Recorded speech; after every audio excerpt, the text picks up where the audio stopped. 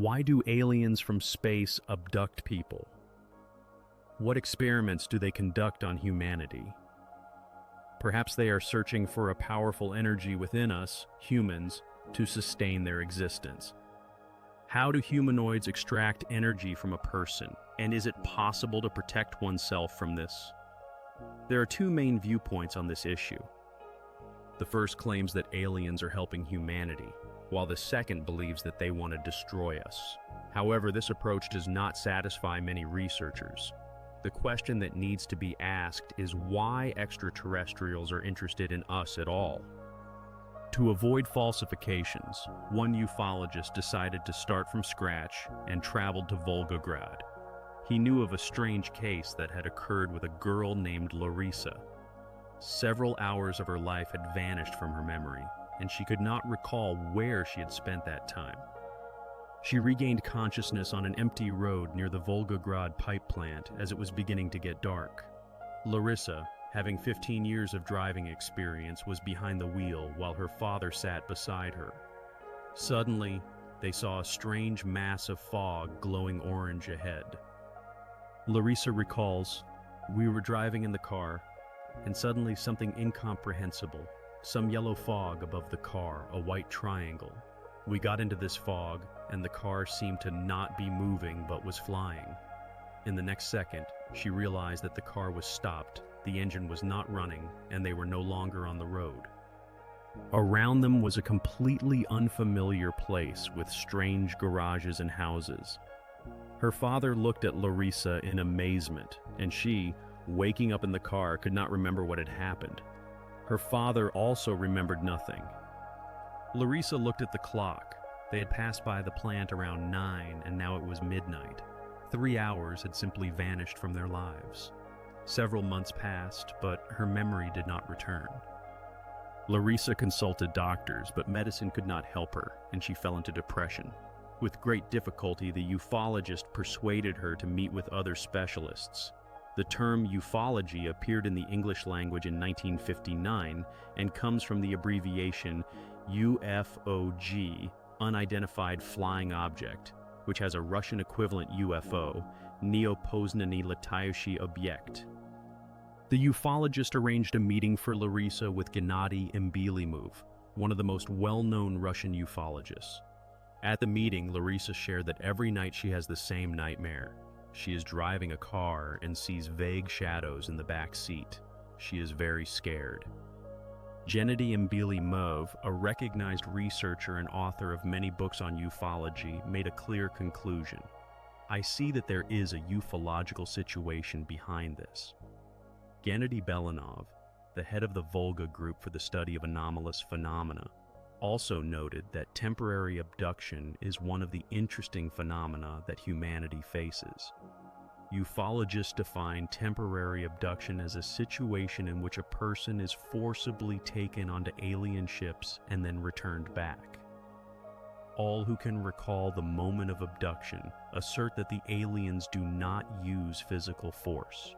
They either impose their will on the person or paralyze their body. Viktor Rogoshkin, the director of the Enyo Research Center, which studies paranormal phenomena, added that according to American intelligence agencies, between 50 million and 60 million people undergo rotational abduction. In Moscow, ufologists believe that approximately 1,000 people are subjected to temporary abduction each year. Larissa and her father could have become victims of alien abduction, but this is still just speculation. The ufologist persuaded Larissa to undergo a decisive experiment. It is known that under hypnosis, people recall what lies in their subconscious. The hypnotist was supposed to accompany Larissa throughout the entire process, and at the end of the count, she was to fall into a deep sleep. The road was empty when Larissa was driving, with her father sitting beside her. At that critical moment, she was supposed to remember something special. Her father's gaze was reflected in the rearview mirror as they sat in the back seat. After the hypnosis session, Larissa's memory returned, and now she remembered everything that had happened to her. Although, as she confessed, it would have been better to forget. A bright light burned her eyes, and although there were no lamps, the light emanated from everywhere. Larissa could not move when they entered. After the session, she made a drawing. It depicted a bulging-eyed, strange-looking alien, which became an element of culture. Vladimir Azhaja, honorary president of the Academy of Information and Applied Ufology, notes that such beings, known as greys, are often encountered in comics and cartoons. Ufologists are convinced that despite the Hollywood image, these humanoids truly exist. Greys are small beings with large eyes, about 1 meter tall, with gray skin, which is their main characteristic. Ufologists also know about other typical representatives of extraterrestrial civilizations, such as reptiloids, who have a scaly skin structure like that of reptiles and are characterized by their cruelty. There are also insectoids, humanoids resembling insects, likely representing the most distant galaxies.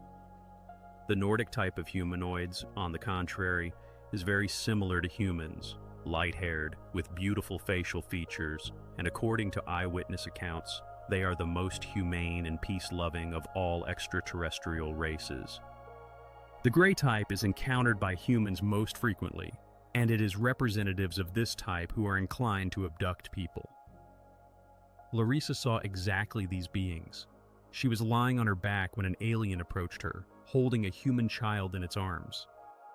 It brought the child's body closer to Larissa's body, and she felt pain in her lower abdomen.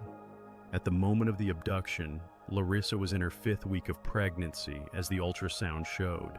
However, after the incident, the diagnosis was not confirmed, and the doctors reported a characteristic error, sometimes referred to as a false pregnancy. Official medicine does not explain this mystery, but every year thousands of women have ultrasounds showing the presence of pregnancy, and a week later the same machine reports that there is no pregnancy. The fetus disappears without a miscarriage, and it is likely that Larissa saw her child in the alien's hands. Other mothers cannot recall the moment when their children were taken from their bodies. One woman came to the doctor complaining that she could not give birth even though she was 25 years old. The doctor, Lev Grigoriev, deputy director of the Post-Contact Rehabilitation Institute, found out that she had already given birth to somewhere between 12 and 15 children. When he told her this, she could not believe it. She was put into a hypnotic state and began to be told that she had been abducted and that she was like an incubator. Whose children were these women carrying? And where are these children? On other planets or on Earth? A sensational fact that had long been hushed up became known. There are reports of hybrid children being issued in the maternity hospitals of Rybinsk. Diseases that aliens suffer from are inherited. Soon, the Kagalnitskaya tragedy will be revealed, where aliens are blamed for the deaths of children. Sergei Drushkov, the host of the program Can't Explain, But It's a Fact, is investigating cases of contact between Earthlings and aliens. He finds out that aliens often abduct people, some permanently, others only temporarily. Larissa Okonevskaya shared her story. She was pregnant when aliens abducted her, taking her child with them. According to ufologists, humanoids are conducting crossbreeding with Earthlings. Larissa is eager to find a strange maternity hospital where a frightening story took place 20 years ago. It is said that this building still stands, and a resident of Rybinsk walks around its sides. Inna, one of the women, gave birth to a daughter who was extraordinarily beautiful. It was said that such children do not exist. However, the girl had one flaw: a scar on her head, and hair did not grow in that spot. At night, chaos reigned in the maternity hospital. All the women began to give birth, even prematurely. In the morning, the children were brought to the material, and the women went into hysterics. All the infants had a scar on their heads. This happened right here, and the walls are still the same. Most of the doctors who worked in the maternity hospital at that time were immediately fired. But was it a medical error or just a birth trauma?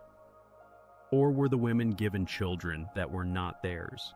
It is frightening even to imagine. Lena, one of those children, has suffered from health problems her entire life. No doctor can determine what she is ill with.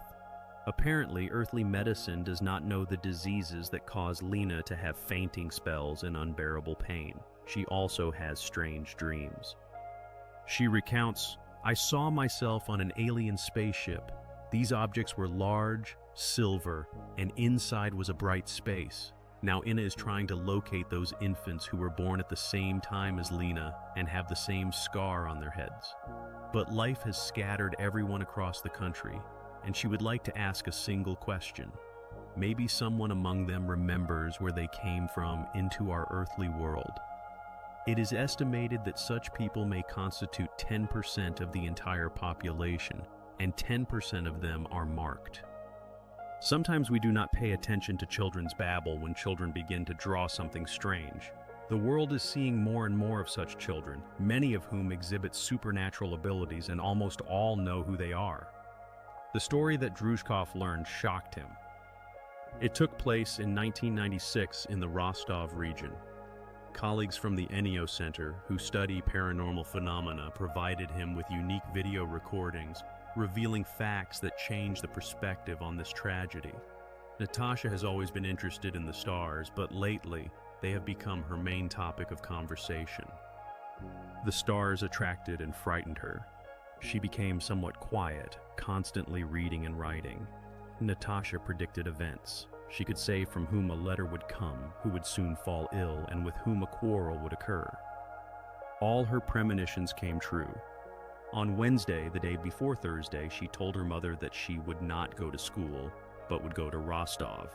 Her mother asked why specifically on Thursday, but Natasha did not answer. In the morning, she left for school without saying goodbye to anyone, as if she did not want to say farewell. That day, Natasha perished, along with 20 other children. This horrific incident is still remembered and referred to as the Kogolnitskaya tragedy.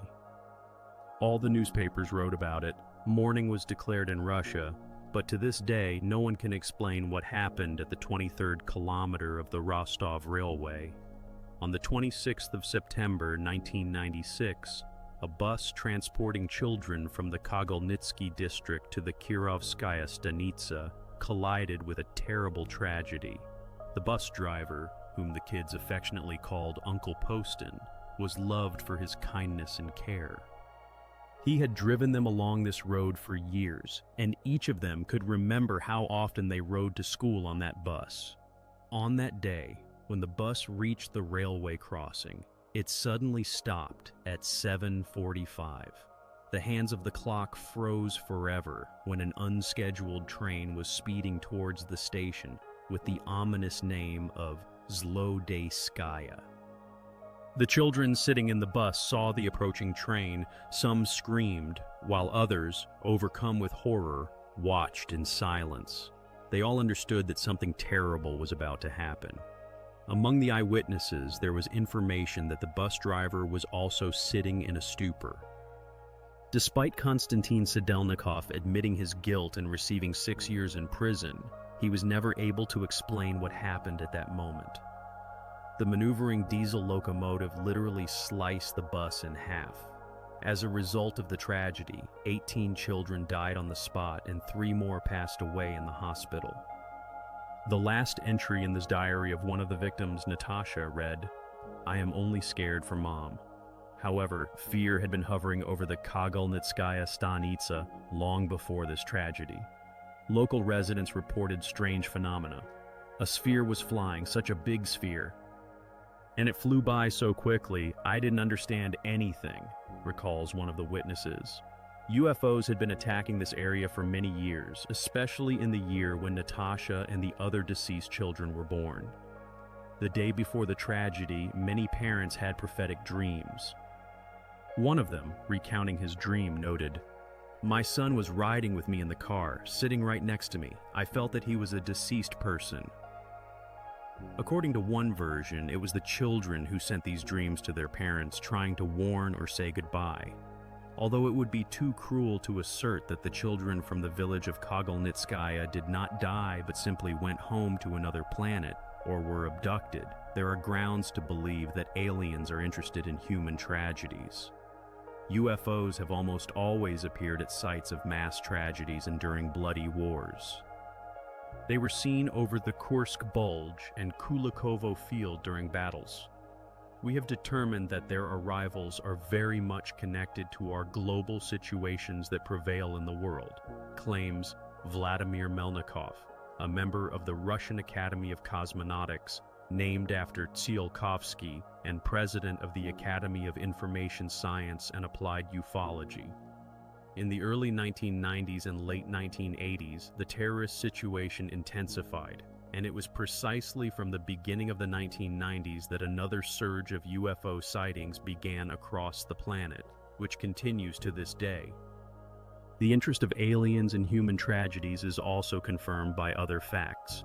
For example, on the 21st of September 1910, a UFO flew over Chicago, after which hundreds of corpses were found in the vicinity of the city. On the same night, similar spheres raced over the states of Iowa, Wisconsin, and Minnesota, where 7,500 dead were discovered, many of whom had committed suicide. Evidence of contacts with aliens is also supported by material proof. Scientists extracted extraterrestrial implants from the hands of one of the witnesses. These implants became the only indisputable evidence of the experiments that aliens conduct on the population of Earth. Further in the program, stories will be presented about how alien implants are found in the skulls of geniuses, about women who have visited other planets, and about mutants in space laboratories. There will also be an account from a witness on how to behave when encountering aliens. As a result of contacts with aliens, hybrid children are born to humans. One of the ufology researchers tells of a woman born from an alien who, like her daughter, is infected with a virus unknown to earthly science. Ufologists confirm that there are many alien children on Earth, and sooner or later, aliens take them away. Let us imagine that an alien implant has come into our hands. Research shows that in the United States, there exists an entire museum of alien implants, which come in various configurations, wires, triangles, and they are found in the most diverse places, from mucous membranes of the nose and eyes to the knuckles of fingers. These tiny objects enter the bodies of people without breaking the skin, and no one has yet managed to conceal the implant.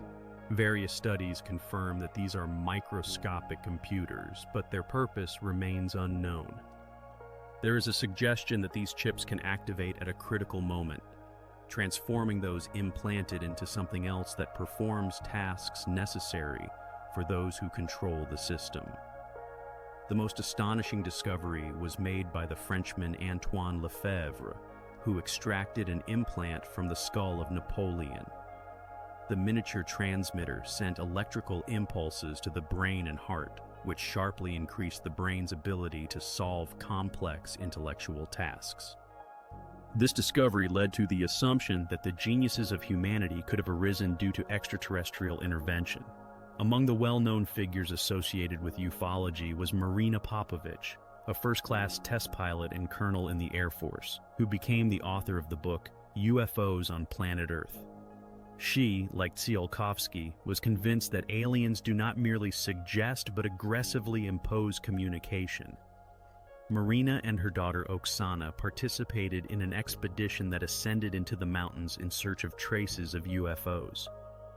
At night, Oksana woke up with the sensation that an unknown force was pulling her out of the tent. She found herself at the edge of the tent when Marina, waking up, grabbed her by the hand. At that moment, the unknown force released Oksana. Other members of the expedition claimed to have seen an alien, describing it as a tall shadow that fell on the food. At that time, Oksana began to experience strong pulses, and her blood pressure and temperature sharply rose. She could not recover for a day, and then she began to recount her sensations. Oksana spoke of strong hands that were pulling her towards them and that she could not resist. However, despite this fear, Marina and Oksana still believe that the aliens do not wish us harm, but perhaps are trying to stimulate our development. Among ufologists, there is also an opposing viewpoint. There are grounds to believe that the aliens are concerned not with the development of earthly civilization, but with control over it. They do not intend to share the advanced technologies they possess. There is a hypothesis that aliens expelled both us and the Americans from the moon, which, according to ufologists, is an alien base that visits Earth. Within the depths of the moon are laboratories where aliens conduct experiments on abducted people. Among those who claim to have witnessed experiments conducted by aliens on earthly beings is Natalia, who one night awoke to a voice calling her. The voice was soft and calm. It asked her to step out onto the balcony. When Natalia Vorozhbitskaya stepped onto the cooled concrete floor, she did not feel the cold. Instead, a pleasant warmth spread throughout her body. "Look to the north," it said. Natalia looked in that direction. "Now we will show you the planet," it added. At that moment, she did not feel fear. Perhaps it was her fearlessness and curiosity that attracted the attention of the aliens, and the next night, they invited her to visit their planet. She recalled how they showed her their laboratory. "We collect all living things," the aliens explained. "We are trying to breed some new species." Natalia saw a frog crossed with a bulldog. This creature on frog legs looked at her with sad dog eyes directly in the eyes. "I felt so sorry for it," she admitted. "I thought it could cry better." The alien explained that they were a humane race, and even the fruits of unsuccessful experiments were not destroyed.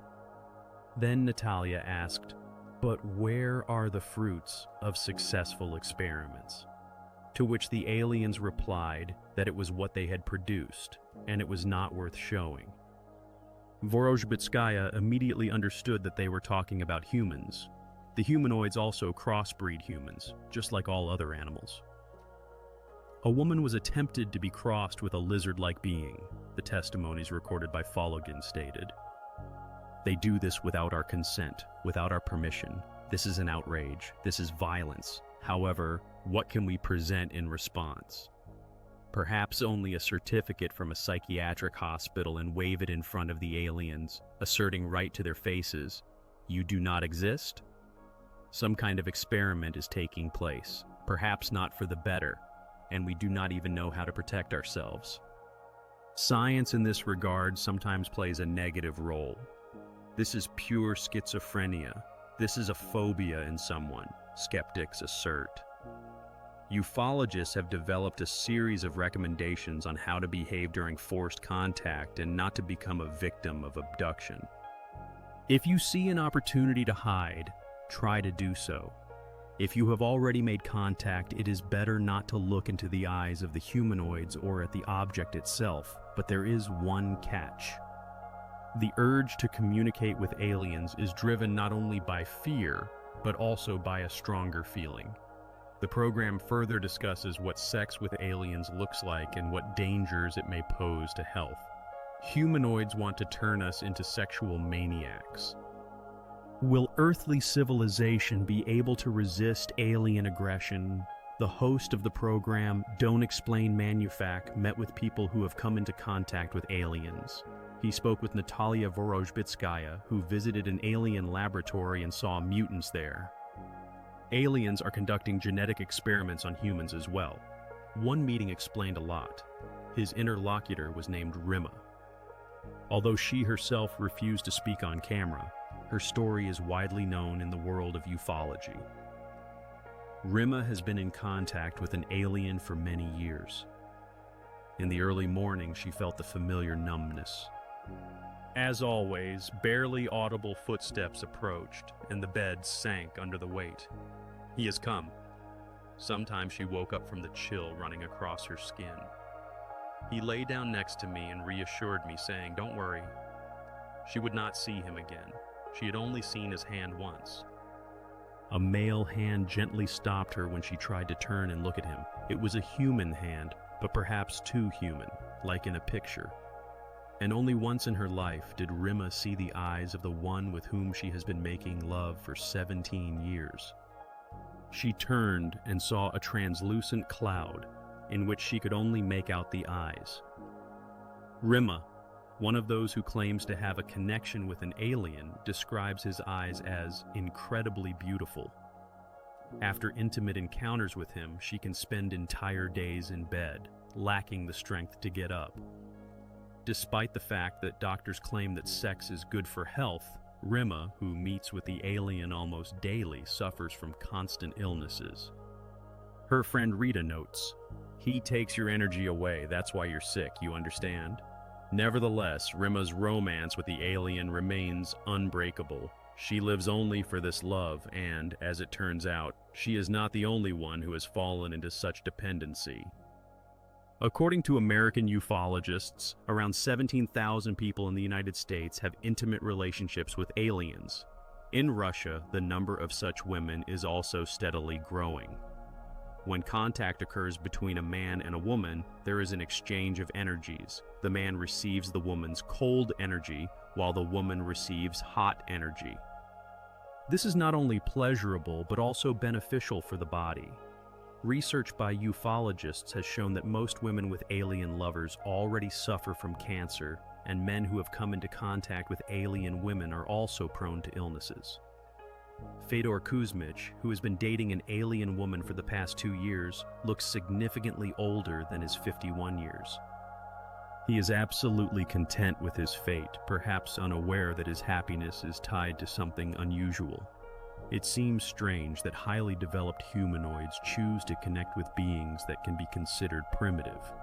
In various scientific fields, medicine, psychology, ufology, and biology, there have emerged theories suggesting that behind the main stages of human life, conception, birth, and death, lies the same energetic potential. Pain and suffering signal to the organism the necessity to realize its potential before the time runs out. This closed circle amplifies a person's sexual potential to the limit. If a person is removed from this space and time, their potential remains unused, and accordingly, those who wish can take advantage of it. Based on this pattern, a theory has arisen that aliens are preparing a global catastrophe on Earth. If an entire civilization perishes, what colossal potential could they utilize? Some believe that aliens conduct experiments by pushing humanity into stress to force it to shed this potential. However, this theory raises doubts among many ufologists, as a global catastrophe has yet to occur. Nevertheless, Earthlings have been in contact with extraterrestrials since ancient times. The Incas in Peru, the Maya in Mexico, and the Dogon in Africa all had their own notions of aliens. The biblical prophet Zechariah described in the sky an object of cylindrical shape, which an angel said was a curse that would hang over the earth forever. There are also legends about the Atlanteans who, according to some, were taken by aliens, leaving behind only mysteries. The perspective of scholars on the contacts of ancient civilizations with aliens has changed. It was previously thought that the Incas and Maya worshipped aliens as gods, but now there exists a more modern viewpoint on these interactions. The civilization of the Aztecs, according to some theories, had an agreement with an alien civilization, under which they voluntarily handed over a portion of their people to the aliens so that they would not interfere in the lives of the others. This explains why sacrifices were brutal and public, with victims often being women of reproductive age, small children, and young warriors. These acts were accompanied by sexual orgies. If such a treaty with aliens existed in ancient times, then why could it not exist in our time as well? There are suggestions that joint experiments with extraterrestrials are being conducted on Earth. It is claimed that the Americans also have a similar treaty. Some ufologists link modern sacrifices to American aggression in Iraq, the war in Korea, and the bombings of Yugoslavia. According to American intelligence agencies, which have summarized ufological studies, up to 6 million people disappear without a trace each year. However, scientists believe that the method of obtaining energy through bloodshed is becoming outdated for extraterrestrials. It seems they have concluded that the energy of war is merely a byproduct. Now they are exploring the primary and more valuable energy of sex. Observing what is happening on Earth, one can notice that we talk and argue about a cult of violence, while in reality, we are subject to another cult, which we follow unconditionally and with pleasure. Looking unsexy today is considered indecent. Sex has become the new religion of humanity. If aliens have indeed taken us, they have done so with love. Currently, all television channels emphasize sexuality, which compels people to think and express their potential through sexual emotions. We are at risk of turning into an erogenous planet where nothing will disturb us except for sexual satisfaction. This might suit the aliens, but will it suit us?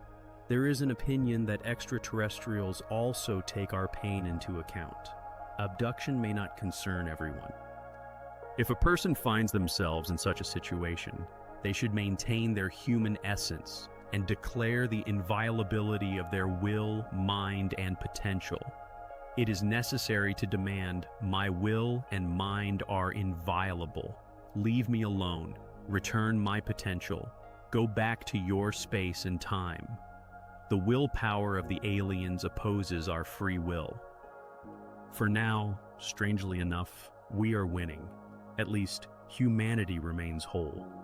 To keep it that way, each of us must realize that mass cults and worship of something do not arise out of nowhere. They are imposed. If extraterrestrial civilizations truly need our sexual energy, we must learn to manage this powerful potential wisely. For now, everything is in our hands.